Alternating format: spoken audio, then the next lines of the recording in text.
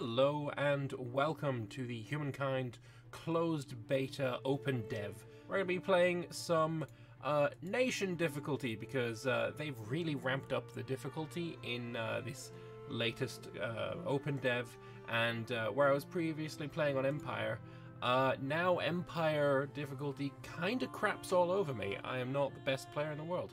So we're going to be playing a bit of Nation AI difficulty, where we're going to be playing as Edgar Allan Poe. So without further ado, let's introduce you to the various people I'll be playing against. Burke Black, Lewis, Lamadia, Quill18, Spiffing Grit, Zerator, and Frankie. All of them are influencers or content creators of various stripes. And we'll see how far we can push humankind in the face of such incredible adversaries. I'll see you in the game. So, here we are in the Neolithic Era. We've got our lovely band of tribal warriors, our hunting party, if you will. And we have a goal in mind. We need to get into the next era, the Ancient Era. And there are 3 different ways we can do that, as you can see on the left-hand side. We can either get ourselves 5 population by finding food and growing our tribe. We could pick up 10 knowledge stars, which would be these things right here, finding some kind of interesting things about on the map. Or we can kill 3 different animal units. My goal, I think, is going to be to collect 5 population, potentially more if we can manage it, and kill the 3 animals. Every animal that you kill gives you a bit of food, so killing animals is probably the fastest way to get to 5 population, as long as you don't kill yourself. So I think my first move is going to be to move onto this river, because I want to push into the south. We can actually see that there was an animal there that was out of our vision, but nothing we can do about it now. It's end turn, and because we are the only one we know of, end turn times are ridiculously short, which is quite nice. So, let's move on to the food, and we get halfway, even more than halfway, 15 out of 20 of the way to getting our second pop. I think we're going to move just a little bit up on the hill, see if we can't find anything. Let's move a little bit further. And we're out of movement, so that's another end turn.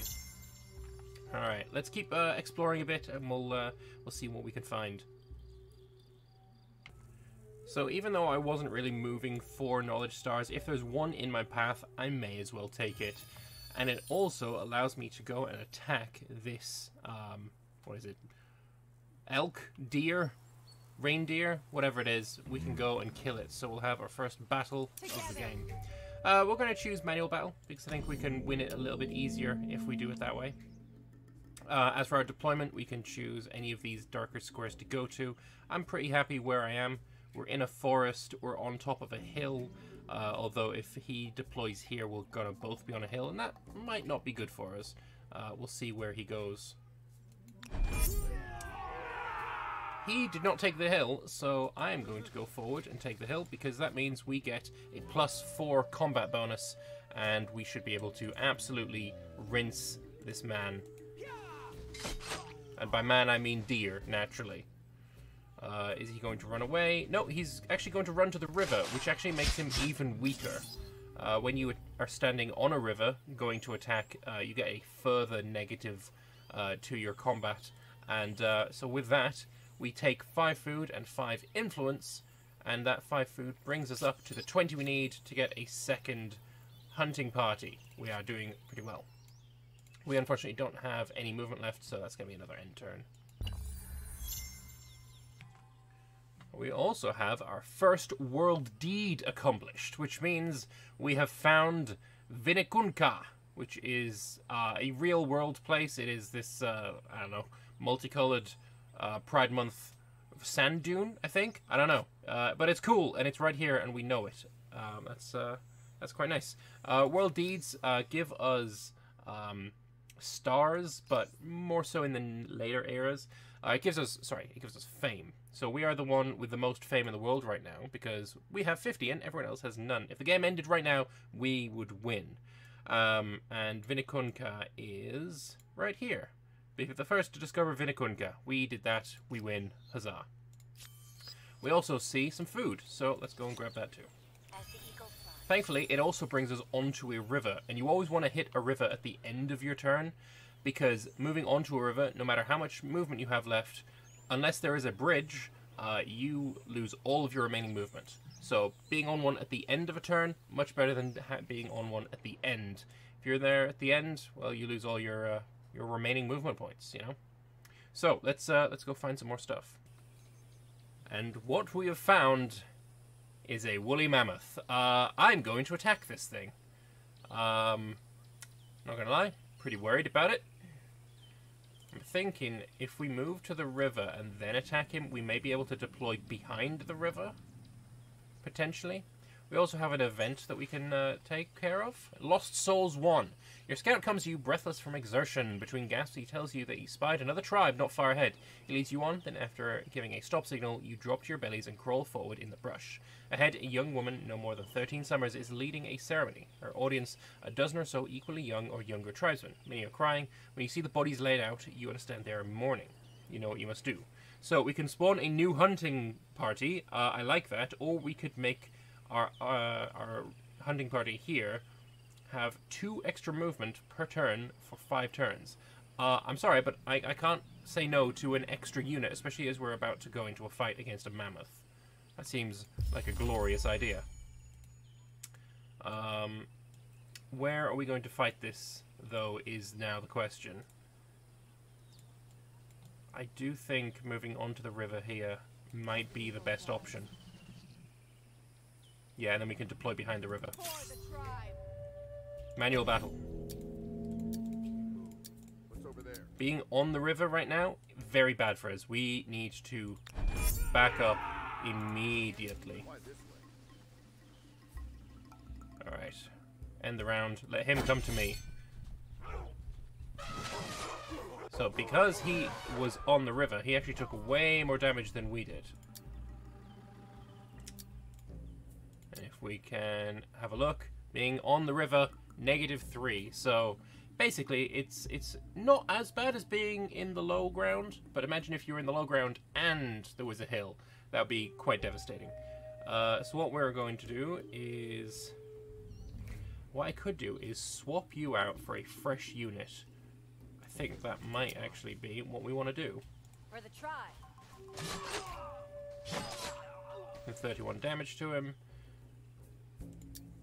If I was to attack you, I would also be on the river. That's probably not great, but he does have a -1 from being very weak and damaged. +2 from friendly units, though, is pretty good. Screw it, let's go for it. Yeah, he only took 13 because we are on the river, so not great for us. I think now if we just attack with this guy, we should have him defeated. Fire be with you. Good stuff. Alright, that is a victory against the mammoth, which gives us a glorious 20 food, giving us an extra pop immediately for just 1 mammoth kill. Quite delightful. And interestingly, during the end turn, another woolly mammoth comes potentially because we just killed his friend. It's quite unfortunate, not gonna lie. I'm not really sure I want to fight just yet. Do I want to fight him? I think I should. If I fight him, I get an extra pop. That finishes both of our decisions, as long as we don't lose one of these units. I think we go for it. Yes. Manual battle. I do not want to be on the river, though. Onwards. Put the strongest unit there.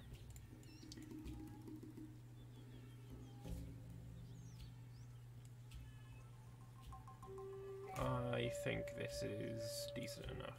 Maybe you can go up there, just in case he wants to run around. I can't imagine he would. This is looking like a not so great fight. I have +2 from friendly units, but he's still much stronger than me. I'm going to let him attack me. I think I might get a defensive bonus. I'm not really a fan of my positioning, not gonna lie.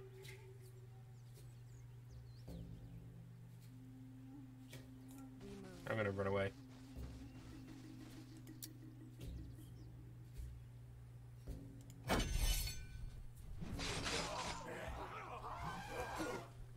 that hurts. That hurts quite a bit. Well, we're going to attack you from the side then.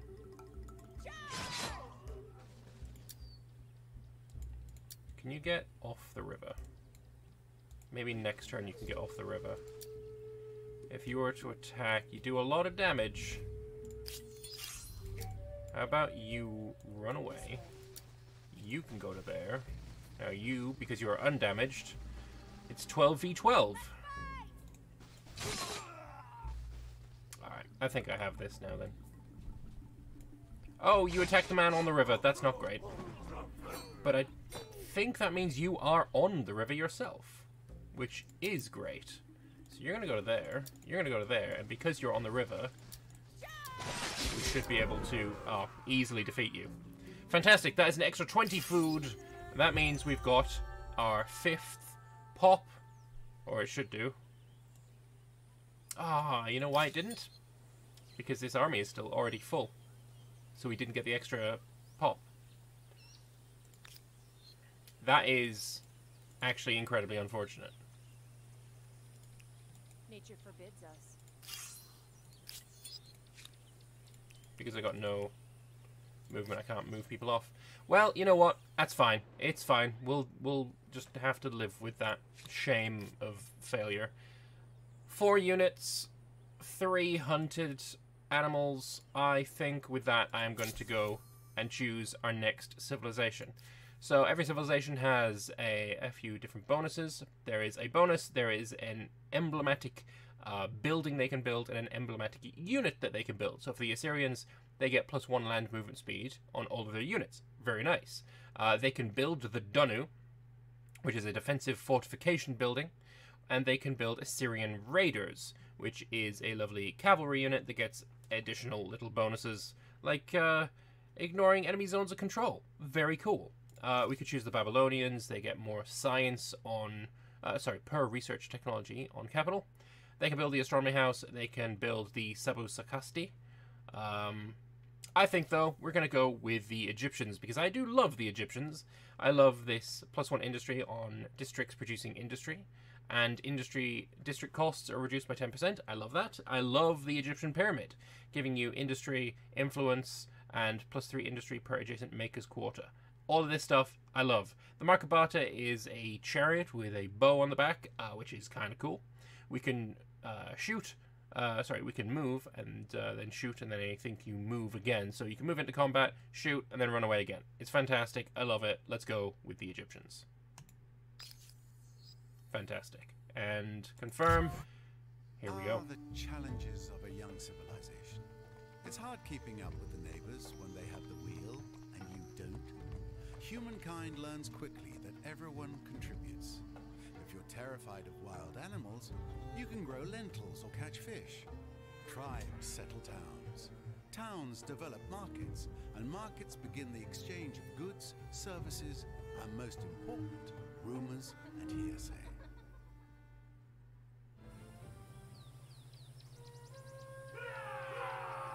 So, we are in the ancient era with the Egyptians.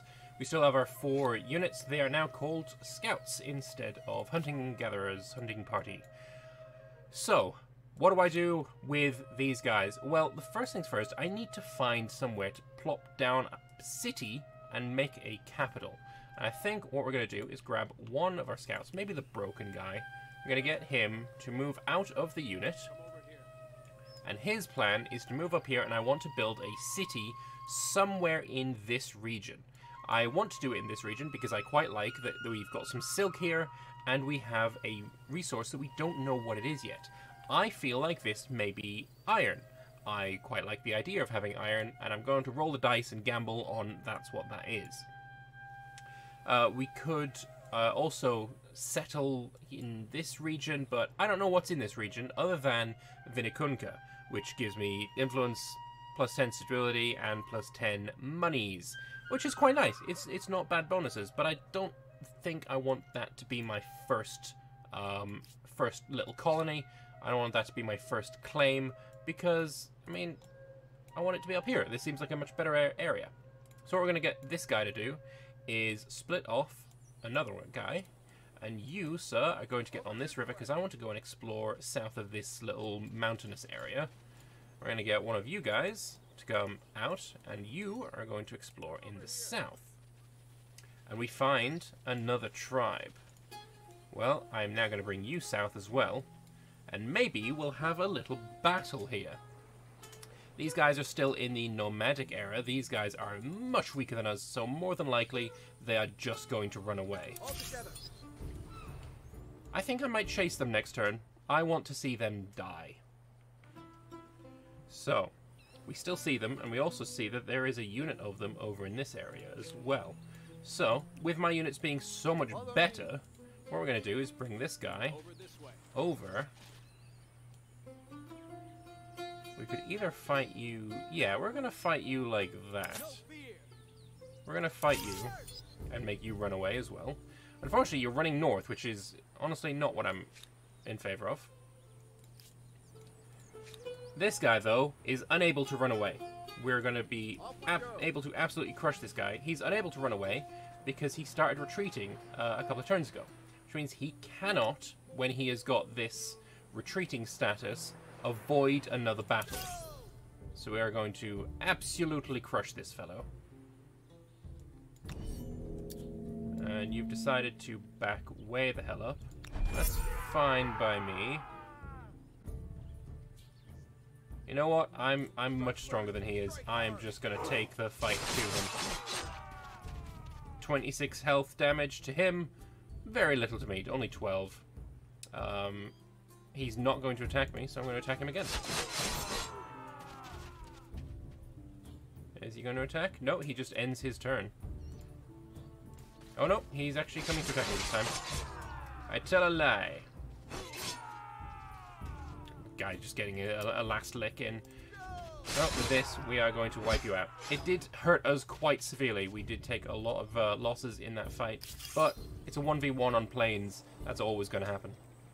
So, good win. Destroyed them. Meanwhile, you're out of movement. We could either get you to continue up in the north, or we could get this guy to die. Those are our options, really. I think if we wipe this guy out early, it's going to really help us out. But more than that, I want to settle my first town. +4, +25. I don't think I'll go with that. +8 looks good. And this is finding out the best... Ooh, +9 is even better. Finding out the best situation for a city is really important. Like, if we want to really boost the amount of production we have, yeah, sure, we build here. Get an absolute ton of production. But my city would starve, so that seems like a terrible idea. That +9 looks really good, and it's also in a place we can get to this turn. So, yeah, we're gonna go build our city. And it's called Alcor. It's gonna be done in 4 turns. And that seems like a reasonable situation for us. We know that if you're coming from down here, if I settle this area and this area, that is going to give us this kind of front line with him, and that seems very defensible. Especially if I can hold this area with some troops of mine in case of war. I like this. This seems like a very good situation. This looks very defensible. But I don't have any units with movement other than this guy, so let's have you continue to explore. And we found a sanctuary. What we can do with the sanctuary is burn it down and get 10 gold for it. Why not? Why not indeed? Alright, end the turn. Let's see, where are you going? Running away. That seems like a wise decision. We do know that there is a unit up here, though. Oh, he actually went to fight the elephant, and it looks like he actually lost. Very interesting. I'm going to get you to slowly move up, 1 square at a time, so we can see if we can find this enemy. And there he is. Unfortunately, I can't get him this turn, which is a shame. You've managed to get your gold, so let's keep you moving. So we've actually managed to engage this guy in combat with the unit that previously settled Alcor, and this looks like a relatively good battle for us. We'll end the deployment, and we see that he has deployed such that he can fight us with us on a river and him on the plains. I don't like that. I don't like that at all. So what I'm going to do is move off the river and then attack him. You can see that the minimum amount of damage we can do to him is 19. And the minimum amount we can take in return is 9. So it looks pretty good for us. I think we attack.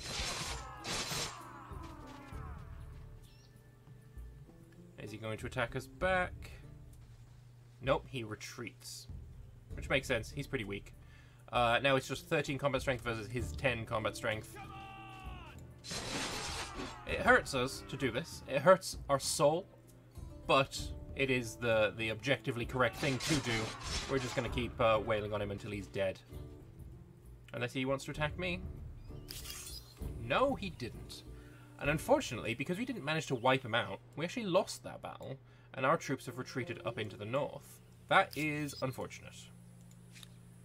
We don't have anything else to do with him, so because he managed to hold out, he actually won. That's unfortunate indeed.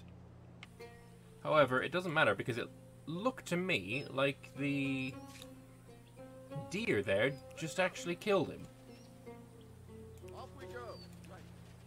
The deer is now on is very weak, and I don't see where that army went, so I think he's actually just lost anyway. Let's finish off the deer. Let's do what our enemy could not. Now. Hooray for us. And we get 5 gold for that. It is what it is. It's not the most amount of gold in the world, but it's better than nothing. Alright, lovely stuff. All we're doing now is waiting for Alcor to finish repairing. So I was looking around a bit, and I found another really nice place for a city. We're going to build one here. 717. That's actually better than what we had in Alcor. But that is going to be our second outpost. It's not going to be a city, it is just going to be an outpost. But I quite like the location of it, so let us build in the province of Nash. Again, it's going to take a few turns to be fully operational, and then we get to choose which one of these we want to be our first city. Of course, I'm going to choose Alcor. I like it more. I like the location of it, but it's nice to have Nash as well as a place that we own. We could also choose to settle this area and this area, so what I'm going to do with this unit is have him go and explore, see what is down here, see if there is any extra resources that we might like from this area other than the salt. Unfortunately, we can't see anything just yet. And you, sir, I'm going to get to do nothing because you have no movement, of course. Well, we may not have an extra resource in this area, but what we do have is we have the Danakil Desert, giving us an extra 50 fame points, which is quite nice indeed. If we own this, we get +5 influence, +10 stability, and +10 monies on the outpost. So I am definitely thinking I want to own this area and this area for these 2 world wonders. So what you're going to do is find out a place that is good for an area here, but unfortunately we do not have the influence for it. So honestly, I think I'm just going to move you into controlled territory, as shown by these blue borders, and you're just going to regroup for a while. This guy, I'm going to actually get him to auto-explore, because I don't much care for the exploration after I found my areas that I want to settle in, so let's just pop that on there. Some more unknown strategic resources does make me tempted to expand in this direction as well. This guy, again, auto-explore. And I'll bring you back when there's a city to be founded. So, now we have Alcor and we have Nash. I'm going to create Alcor as my first city. It is going to give us some influence on food, some industry, money, some fortification, all that good stuff. And that seems like a good idea to me, so let's do it. Our first city is called Memphis. We need to choose what its first construction is going to be. Now, as you can see, we've got the Egyptian Pyramid, which is the special Egyptian era building. But, as you can see here, what you get from it is industry per adjacent maker's quarter, which is this unit building here. So it might be a better option to build the maker's quarter first, then the Egyptian pyramid, and then we can surround entirely the pyramid with maker's quarters. So with that in mind, I'm going to build the maker's quarter right there. every single time you build a district, you lose 10 stability. So you really need to be careful, because if you just go mad building districts, your stability will tank. And if you don't have more than, I think, 20 or 30 stability, you can't build anything, and you may end up with a complete economic or a complete societal crash, as everyone rebels against you. You don't want that. That's a bad move, and you don't like it. So we're going to try and avoid that.